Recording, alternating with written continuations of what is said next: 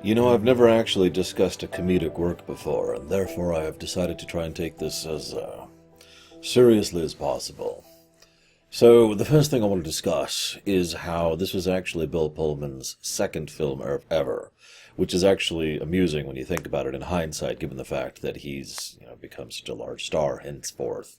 They actually hired him specifically because they wanted a nobody who was just starting his career, and it has been argued that this helped to start his career. Although, this film, as with many others I have covered recently, did not actually sell well at the box office, although it has since received a fairly large amount of praise, especially since parody films like this have started to become a lot more of the norm. It is also probably worth noting that I found a very unusual series of patterns when it came to this film. See, if you were to ask me which my favorite Mel Brooks film is, especially after rewatch, I would say this one without hesitation or question. The film made me laugh several times. It was quite a jocular experience. However, I have since discovered that a large number of people on various forums and groups amongst the internet apparently consider this to be one of his worst works, if not his actual worst work, or the beginning of him actually making, as has been described, bad films, which is something that's a direct quote from one of the sites I looked at when I was trying to look up why people would think in this direction. Now, I wasn't able to really come up with any specifics on that one, so I decided to ask a couple of viewers and a few friends and family members as well. What I found was a bit of a mixed response. Some people preferred Blazing Saddles, some people preferred Men in Tights, which actually came after this one.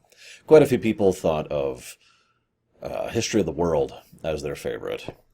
However, there were still a few who thought of Spaceballs as their favorite, so I'm going to go ahead and presume that thanks to the very nature of a parody work, it is most likely that the main thing that is determining whether or not one is their favorite or not is the specific subject matter being parodied.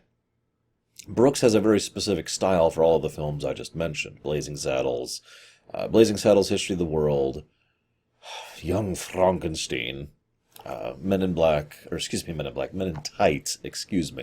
and of course Spaceballs. All of these follow a similar pattern. They take something that's an established, well-known concept, and he lives it. He thoroughly invests himself into all the things that makes it as beloved as it is, and then he makes fun of that in a lighthearted and poking manner, while also doing his usual attempt at humor, which range from complex to crude. And then he puts that together in a film. In other words, the only thing that really varies from film to film is the nature of the subject material and thus the specific jokes. Or, allow me to put this another way. If I was to tell an in-joke right now, people who get it would laugh and be amused by it. People who don't would just look at me weird. People who had to have it explained for them would be like, yeah, okay. And you could see why the varying responses would then exist for the wildly different genres of the films that he has attempted to parody over his years. Can I stop doing the serious thing yet? It's taking a weirdly large amount of effort to do the boring, straight man look. I mean, I can usually be the straight man. That's usually my approach when it comes to comedy, is the other ones are doing the jokes, and I'm the one that they're playing off of. But I don't know if I want to do the entire rumination that way. This film makes me laugh a lot. Most of Brooks' films do. It's funny because, and I'm about to probably oust myself as the worst film geek ever, it reminds me a lot of South Park. Yes, I just compared Mel Brooks' works to South Park. On the off chance you're still listening to me, the reason I do so is because they both have one similarity, only the one, and that is that both of them kind of hit every gamut of humor. There are many different types and approaches to humor, and, well, sometimes I find both South Park and Brooks' works astonishingly funny. This is usually when they're doing something that is an inside joke or meta humor or something that tries to present itself in a way that is complex and, this is important, doesn't explain the joke. There are a lot of doesn't explain the jokes in this. Example, there's a bit where he pulls up a can of Perrier and starts sniffing from it. I'll be honest, I didn't know Perrier even existed back then. I only became aware of it when I started having to drink seltzer water on a regular basis thanks to the health issues I went through. So now, many, many years later, I mean, I've seen this film since, I'm pretty sure actually it came out. Mom and I went to see it in the theaters. I have seen this film many, many, many, many, many times. And I never got that until today when I watched that. So there's a lot of in-jokes that they don't bother to explain. So that's the general humorous attempted approach they do. And then occasionally there's jokes about sex and farts and scatological humor and whatever. In other words, what I usually refer to as crude humor. And it just kind of bounces back and forth between these two at will. Now, as I said, I don't want to be dismissive, because obviously it does hit several other types of jokes as well, and I have some notes about that. But for the most part, what we're seeing here is probably one of the biggest reasons, in my opinion, why Mel Brooks's works were so successful and are so critically acclaimed even to this very day.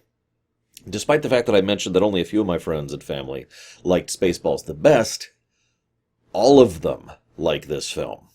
I would imagine that just about anyone watching this Rumination right now also likes this film.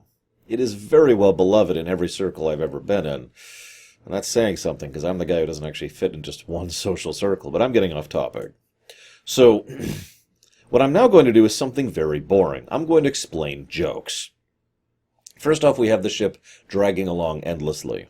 Now, there's about 3 or 4 jokes that look like they're digs at Star Wars, but they actually aren't if you think about it. They obviously, let me say that more accurately. They're not jokes at Star Wars' expense specifically. They're jokes at science fiction, which by natural byproduct makes them also target Star Wars. For example, the really big ship. Some of you may or may not be aware of this. I myself have complained about this concept in more serious science fiction works many times, but science fiction has this weird obsession with having bigger and bigger ships for the bad guys. That's how you know they're the bad guy. It's visual shorthand. The good guy, they have either a light ship or an organic-looking ship, or it's small. The bad guy, big ship. Probably dangerous-looking, deadly, huge. But the size is the big thing. Science fiction has been doing this for decades. So the first thing we see is this really long ship. We also see that even the orchestra is getting bored. Because what you have happen, and, again, forgive me, I'm basically just explaining the jokes here, but what you have happen is the ship starts to go and there's the musical beat. And it's a nice, decent beat of music. Beat is the wrong term, but, it's a sequence of music. And then the music just stops. And you can just picture the orchestra going... Are we on the next scene? Okay, keep going. Okay. Dun, dun, dun, dun. And then they do the second beat, and then they stop, and the ship's still going, and they're like, okay. Dun, and then the third part of the music starts in, because it's just taken so long. This, of course, leads to Dark Helmet. Now, Darth Vader reference, we're walking. But again, I hate to point this out, Darth Vader himself was mostly inspired by how a lot of villains were portrayed when it came to science fiction. The face was usually obscured, and they were wearing black or dark colors, and they had the same general style to them. I want you to sometime compare a picture of Emperor Ming next to Darth Vader, and you're like, well, those don't look anything like each other. I'm not trying to say they look identical, but you can see how the same stylistic choice went into the design of both of them. Anyways, so now we have Dark Helmet, who comes in, who's evil. And that brings us to, I'd say, probably one of the biggest reasons why this film is better than the other ones, in my opinion. Rick Moranis. Moranis is uniquely talented for somehow being able to portray a large range of things and making all of them funny in different ways. He can be the pathetic everyman, and he can be the sniveling snide, and he can be, the domineering person, and he can be the incredible intellectual. And at all of these times, he knows exactly how to twist that into something that basically makes fun of the role he's playing. And that's what he does in this film. If you pay attention, there's multiple, shall we say, layers to Dark Helmet. And we even see 2 of them right off the bat. The doomy, I will destroy everything. God, I can't breathe in that helmet! As a fun aside, Moranis himself decided to lower his voice every time he speaks within the helmet, just to add to the role. And if you don't believe me when it comes to Rick Moranis' shall we say, genius when it comes to comedic timing and approach, during one scene, he was given a bunch of little dolls and told to just do something because they didn't have a script for it and they didn't know what to do with it. So Rick Moranis decided to make up the doll scene. Rick Moranis came up with that scene.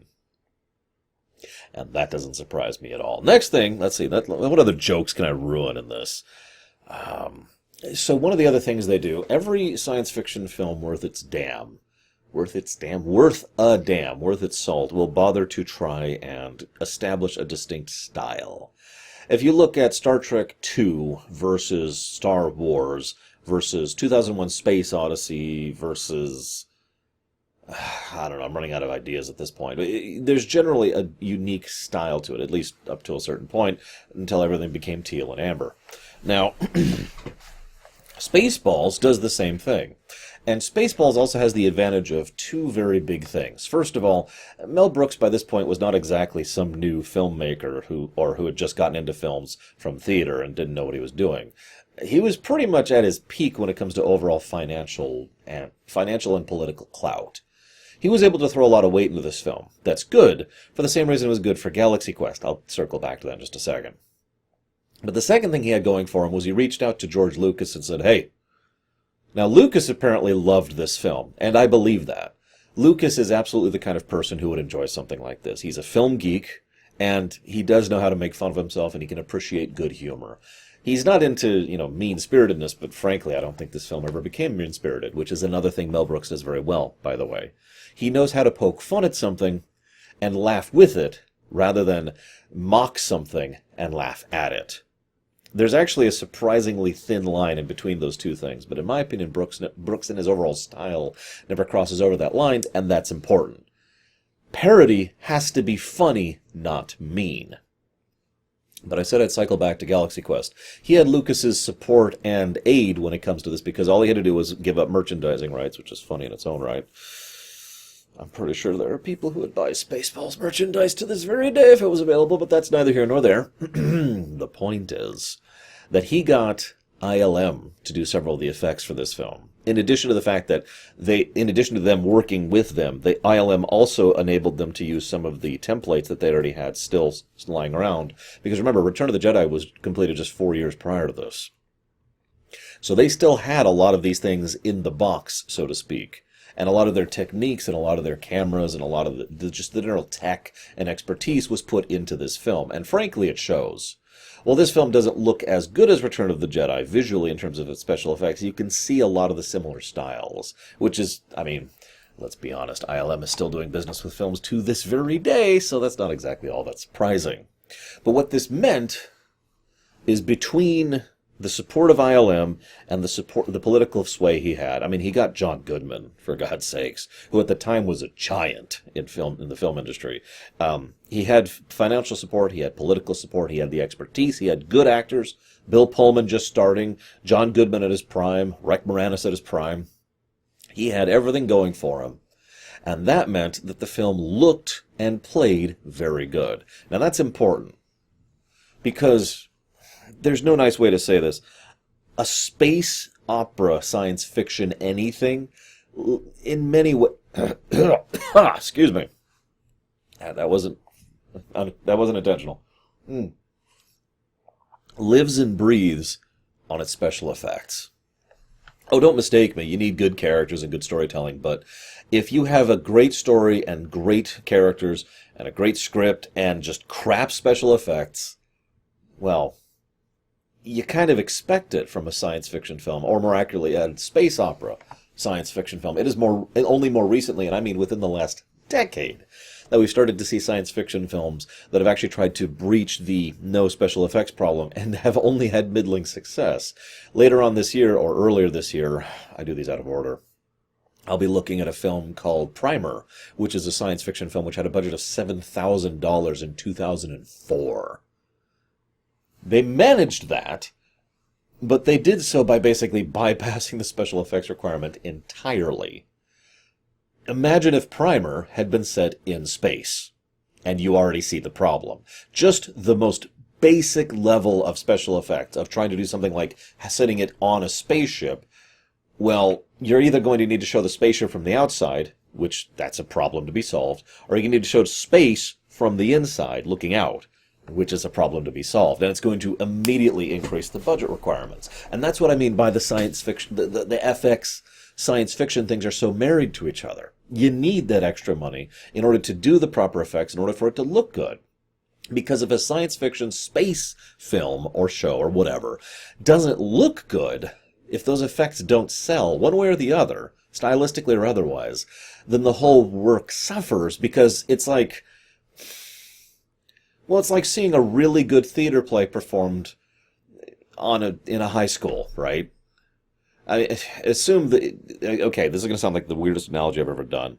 Imagine there's let's say college instead. Let's say there's a college play, and let's say it's a good play, like a musical, Jekyll and Hyde, right? Now let's say you've actually got good actors and good singers, and let's say that the sets are crap, like actually crap, like they're cardboard and crayon. You could still enjoy that work. You could still appreciate that work, but you could see why I would suffer drastically for that. Now, that's probably not a great example, but I'm trying to explain why this is such a big deal for this, because you need all three elements for a good sci-fi space opera, right? Now that I've talked about that for 50 minutes, I said I'd get back to Galaxy Quest. See, part of the point of Galaxy Quest, spoilers slightly, is the fact that they needed the fake sci-fi stuff to look as cheesy as possible, just like it did in many cases, in order to make the real sci-fi stuff look as real as possible. Because the whole gag, the whole point, was the real stuff was supposed to be real, actually freaking happening. That was the underlying premise of the entire film. If the actual real science fiction stuff didn't look realistic, it wouldn't have worked, because it would have lost its entire premise and point. And I just unintentionally reminded myself of yet another reason why the effects of this film matter so much. Because science fiction has a really, really bad... how do I phrase this? I don't know if this is true anymore, but when I was growing up, and for a couple decades afterwards, I'd say at least into the early aughts, science fiction kind of had the unfortunate negative connotations of, fake-looking robots and big dials and plastic spaceships flailing in front of a string, that kind of a thing, right? And, I mean, there's a reason it has that reputation. It's because most sci-fi for a very long time was that. Because they didn't have the money or the effects or the technology to bake into making these things work, and most of the people hadn't even understood the connection between space sci-fi and special effects that I just spent way too long describing. You're probably wondering why I'm spending so much time on this. This is a comedy film. What do you want me to talk about? I was so flabbergasted when I saw this on the list. I'm like, I don't know what to say about that. Ugh. Do they want me to just go through and repeat the jokes? Oh, this one was funny, and then this one was funny.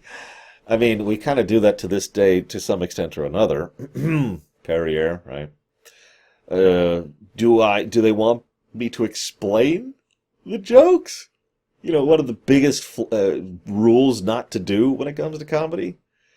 I mean, I could talk about, for example, the stylistic choice of the film, which I haven't actually finished saying what it is yet. All of this was just explaining that the film had to look like a high-budget sci-fi film, which it actually was. But their stylistic look, well, again, it's very unique. In fact, I can't think of any other sci-fi film that has ever approached this exact same aesthetic. And that aesthetic is mundane everyday in space. They literally use just 80s phones and a frickin' Winnebago, and the gas station looks exactly like a normal gas station, and they still deal in bucks, and except it's space bucks. Everything about the aesthetic is designed to look as though you were just to magically change the modern day of the time, mid-80s, or actually I guess mid-late 80s, whatever, 80s, into suddenly existing in space. And they stuck to that aesthetic as a deliberate stylistic choice consistently, which makes it look fairly unique even to this day. So, that worked out. I should mention that the first time I ever saw this film, I saw the censored version. And I didn't even know that was a thing. Back when, local networks, which... Do those even exist anymore? When local networks would be the ones to re-show films or shows or whatever, and this would show up and then we'd watch it there, all of the cussing and certain specific scenes were cut out entirely. Now, this is funny because as a kid, I didn't even know this. I just assumed I was watching the movie. I had a similar problem with Predator, actually, the original Predator, where there's entire scenes where when I finally saw them, I was like, I don't remember this scene. Similar problem here. When I first saw this film, I believe it was actually the DVD release was the first time I saw the film uncensored. I was like, whoa, it just caught me by surprise because I'd watched the film by that point like 3 or 4 times because I love this film. I also have to admit, when I watched it as a kid, I watched it on the TV that I've actually referenced several times. It's the TV that was about, well, I'm not going to be able to fit it all on the screen here, but it was about this big-ish, and the screen on it was about this big. And it wasn't a great screen. So, I could see some things. We had that TV for a long time, too, up until, I want to say, high school, when we first replaced it with another TV, which also wasn't great. But anyways, point being, there's a lot of jokes and gags I never saw until I saw this on a much larger screen. Because, well, I wasn't old enough to get it when I watched it in the theaters, and that was just the one time originally, and every time after that I was watching on this really tiny screen, so you can see how there were issues. Now, I'm trying to think what else to talk about here. They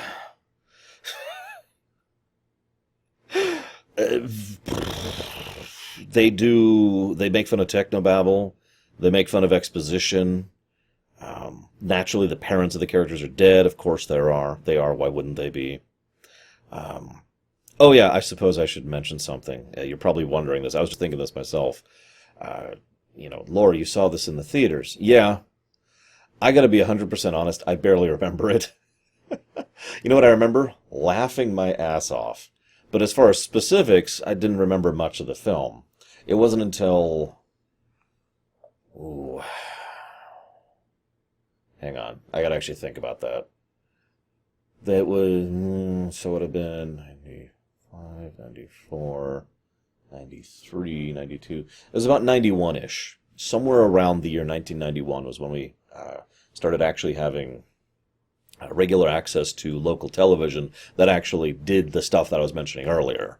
And that was also, by that point, we had a VCR. I've referenced this over in the TNG Ruminations. So with access to a VCR, I was like, aha! And we could record the thing, and that was the censored version. And that was the one I watched like 5 or 6 times because I thought it was hysterical.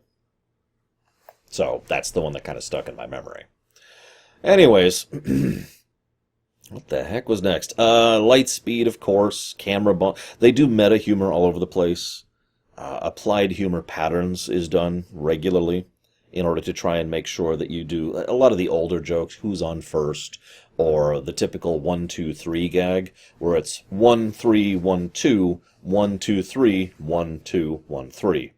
And I know that sounds really weird, but if you think about how many scenes in this film have 3 people, where it starts with 3 and then goes to 1, and it goes to 2, and then it goes to 1, and then it usually goes to both 2 and 3 at the same time, and then back to 1. There's a lot of scenes that follow the typical humor pattern. As I said, I've actually studied comedy several times, and it's weird to talk about in such an analytical format because it does kind of sap all of the air from the tires, so to speak. But you can kind of see how there's a deliberate pattern to construction when it comes to comedy. As much as people say who knows what's going to be found funny by whom, there are actually demonstrable methods that can generally engender some kind of humor within people. Moving on. So naturally, the next thing we do is it's like, okay, we're going to go to ludicrous speed. I can't even say it. Obviously, they go to plaid, like you do. I mean, what else are you going to do? And as they go to plaid, they naturally completely overshot things, shoot things, which leads to the Winnebago being doomed. This is your typical second act structure. They now need to go into a down so they can rise back up in the third act. Pretty typical. I do have to point out one joke that I never got until now. And that joke is the fact that they are wandering the desert. Now, I know that sounds strange, but hear me out for a second. In a typical sci-fi movie, especially a space opera movie, it does follow a fairly specific pattern. Space, planet, space. If it keeps going after that, it usually goes back and forth in a similar manner. Space, planet, space, planet, space, planet. Now, there's no real reason to be on the desert planet. Not really. Other than, of course, to meet Yogurt and to get the Winnebago fueled up. But otherwise, that's it. In fact, the overwhelming majority of this film actually takes place in space, if you're paying attention. Because space, planet, space. So, 2/3. Obviously, there's a few specific exceptions, the Druidia things. Although those don't really count. That's more of a cameo than anything else. But if we do count them, that still goes planet, space, but I'm getting off topic. Point being, the joke is that in just about any film like this, you expect there to be some long journey through hardship. We have to go through the swamp. We have to go through the great forest. We must traverse the Arctic tundra. We must make our way through this blasted hellscape. We must endure this terrible cityscape and all the mobs therein. Excuse me, mobs, wow. And all the muggers within. I've been playing too many video games, which is funny because I haven't played games in a while. And of course, we must pass the desert. The joke is the very fact that they're doing this at all. Because if you think about it from an in-character perspective, it makes absolutely no sense whatsoever. Where are they going? They have no scanning data. We saw a city on the way in. No. They're just walking on the desert because that's what you do in these things. And naturally, they're then rescued by the Dink Dinks, which I'm going to start calling the Dink Dinks from now on because it's the best thing ever. This leads to a bit of a pull in the film, and probably one of the only bits which I don't care for, even though certain specific gags are very funny. Obviously, yogurt, the Schwartz is introduced into the film. This is probably the most direct parodies to Star Wars, because if you're paying attention up until this point, again, 80s, the idea of a mystical fantasy element to sci-fi was actually still kind of not a common thing. Sci-fi was usually far more definitively sci-fi, and it isn't until later works and more modern works we'd see magic or fantasy elements blend into sci-fi as often as we would. So this is straight up Star Wars parody. Which leads, of course, to the merchandising gag, which apparently was only put in because of the requirement that George Lucas had, which I find hysterical. Because, as usual, Brooks takes something and doesn't make one joke of it, he makes multiple jokes of it. In this case, the obvious being, the poke at George Lucas, but also the joking at merchandising in general. For those of you who don't remember, a lot of the original fortune that George Lucas himself made was specifically on the merchandising rights. And, of course, hell, this is true to this very day. There are many creative works that only exist on the back of the merchandising and the money that comes in from selling toys and toilet paper and flamethrowers. Okay, I'm being slightly facetious, but this is an actual fact. Look up sometime the kind of merchandising rights and how much that's been an issue when it comes to, say, Marvel Comics back in the 80s and 90s, to name one example. Or how much this basically caused issues with a recent television show I looked at called Young Justice. Or how this is still an issue when it comes to certain Disney products, and you get the idea. It's an omnipresent thing because in many cases the shows only exist to sell, products, which is a weird thing because I could actually name many examples of a creative work where it is a creative work, where actual real passion and effort and work was put into making something good that the executives thought of as only a vehicle to make money by selling products. Hence the other layer of the joke. Anyways. God, I'm looking at my notes here. What do I talk about? I feel like I've talked a lot, but I don't feel like I've said much. One of the things they do often is a tone of a juxtaposition of something very ridiculous that is being portrayed in a serious manner. This is a fairly standard approach to a form of non sequitur humor. The perfect example of this is when they come up with the combination lock. 1, 1, 1, 2, 2, 2, 3, 3, 3. And the whole scene is framed and shot and voice acted, as well as acted, as if it's this big, serious, dramatic scene. I will give you the secrets to my home, you bastard. But they're getting the combination to the air, which is, let's not even get into the physics of that, and it's 1, 2, 3, 4, 5. You can see what I mean by the serious being juxtaposed with, juxtaposed, I mean, there was a verb form of that, with the comical, the ridiculous. Also, I don't think I ever noticed before that the doctor's caddy, the guy holding his clubs, is there in the room at the very beginning of that scene. He's there from the beginning. So he was probably so that's another joke that's just in the background there. He was brought from the golf course and is now leaving to the golf course. Because that's all doctors do, right? It's go golfing and then perform surgeries. No comments. I mean, no comments, right? I have no comment on that. They also do something else in this film, and this is something that is a virtue of the kind of political sway that Brooks had at this point in his career. He brings in John Hurt, who is John Hurt, and has him basically reenact the Alien scene in order to try and add some gravitas to that. Fun fact, I didn't see Alien until after I saw Spaceballs.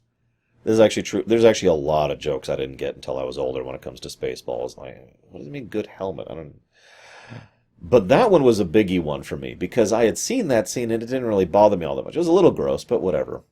Years later, I finally saw Alien for the first time, and I thought I was actually prepared for the scene where the chestburster burst out of John Hurt. I was not. Holy crap. That got me. And what's funny is I think it probably got me worse than a normal person because I was so like, oh, I got this. No, I know what's coming. No, I didn't. Oh, I was so unprepared. They also bring in Michael York. That was a funny choice to me. He plays one of the gorillas, monkeys, right at the end. And, of course, you have to have references. We've got to have referential humor. Duh. They literally name-drop Star Trek, Star Wars, Planet of the Apes, quite a few things like that. They also have only one real musical number in the whole film, and it's basically for the climax, which I find funny, because if you listen to the lyrics, it's actually kind of messed up. Because what you got is what we need, and what we do is not the... I don't remember, but it's kind of messed up. Anyways. You'll notice I'm just kind of skipping through large sections of the film, because again, I don't have a lot to specifically say. I'm not going to just sit here and explain the jokes for you. I'm not going to diagnose exactly what attempts and styles of humor he uses. I could. As I said, I've studied humor, but I've actually already covered most of the major broad strokes. He uses crude humor.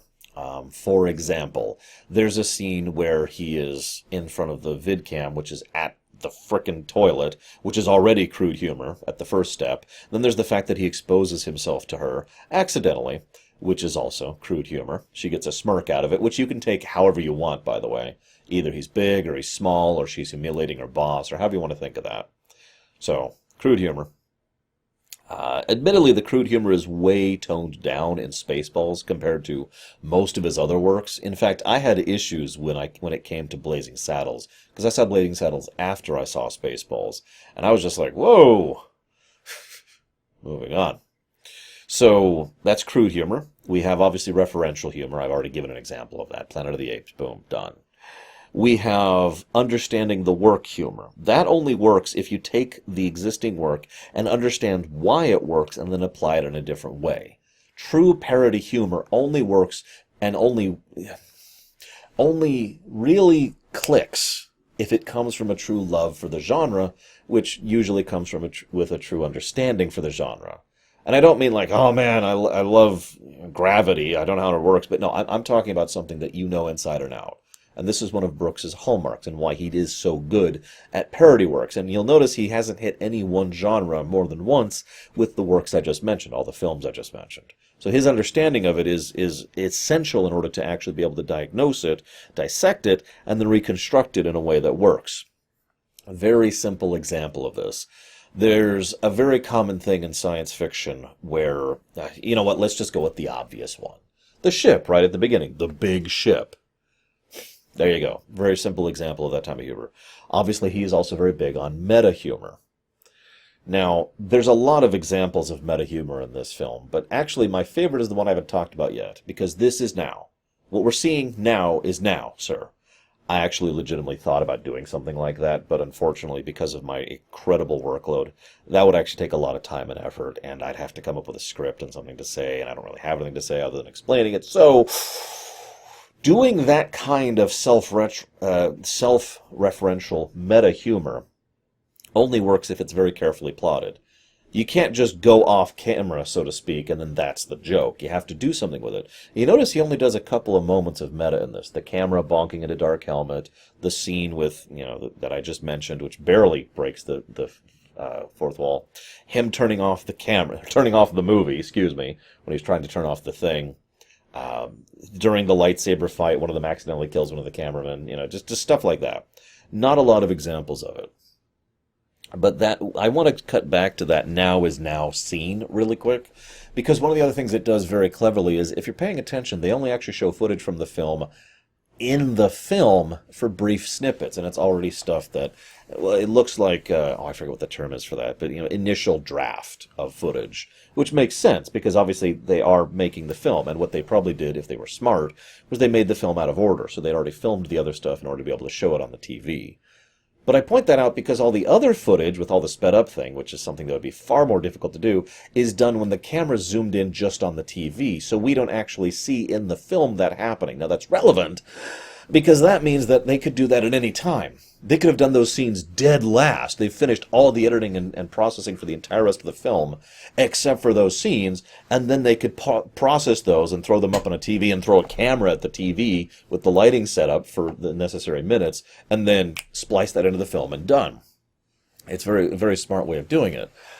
But the other reason this works is obviously it's not just a parody on the meta sense, but the fact that at this point in time, historically speaking, films were starting to come out in the home video, well, first of all, at all, which was kind of a new idea. But second of all, the process, people have been trying to speed up the process to make it so that films would come out from theater to home in a much faster format than they had been doing. And that process kept being sped up until basically where we are now, where they could come out with a film in DVD the next week after a film hits theaters if they want to, which they usually don't because they want to get as much theater money as they can. So in other words, they release it whenever they choose to rather than whenever they can, which is not how it used to work. So there's that joke, and then there's the obvious meta joke. It is also, in addition to that, a complex joke, which is another type of humor he uses. Complex humor is probably the hardest to explain, but it boils down to requiring the viewer to be paying attention in order to get it. They have to be paying attention, and they have to actually be processing what's happening. Because the joke is not something that is overt or obvious. It's something that's more complex and layered. Then, just as a final gag, pretty much every film, except for the Rockies, of course, that is shown there is one of Brooks's other films, or at least a mock-up of it. So, these are the types of humor. I've probably missed a few. Let's see, there's parody, there's reference, there's crude, there's complex, there's meta. I suppose there's also slapstick. I didn't actually mention that one. Slapstick kind of deserves its own category, even though it can fit in other categories. What's funny is most of the instances of slapstick in this film were actually unintentional. The most obvious example of that is when Goodman, Barf, it is Goodman, right? I'm not saying the wrong name. I'm probably saying the wrong name. I'm going to feel really stupid later. I'm not going to look it up. It doesn't matter. The guy playing Barf goes to sit up, and he still had his seatbelt buckled in. He says, "Oh, that's gonna leave a mark." That was off script. The actor, who will never be mentioned again by name, actually forgot to unbuckle his seatbelt, so that really did hurt. There you go. Slapstick humor. Bam. I think that's about everything. I don't know what else to say about this film. This film made me laugh hard, even now. I've seen this film at least a dozen times, probably more, and it still makes me laugh. I encourage you to go watch it again, just for the hell of it. I hope you've enjoyed what little I have to say about this one, guys. This one threw me for a loop, I'll admit it. I'll see you next time.